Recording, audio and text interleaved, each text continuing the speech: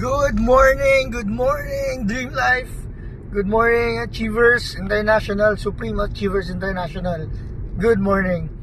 So, it's another great day na naman. So, March 1 na.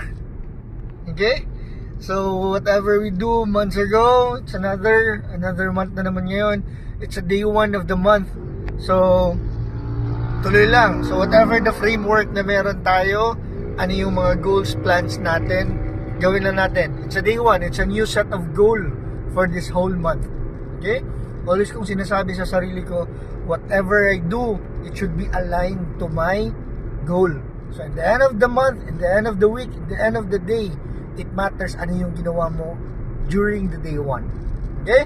So during 31 days of this month, it will be a more hard work, more katawan, more puyatan, more gutuman. So, but then, the end of the month, what you did, kumbaga, ano yung ginawa mo, so it matters most who you are the end of the month. Okay? So, tuloy lang, the process is keep on going. So, unstoppable, walang hintong process to. It's the part of our journey towards our success. Okay? So, this is it. Thank you so much. Happy Hatawan, mentors, leaders of Dream Life International. Let's go!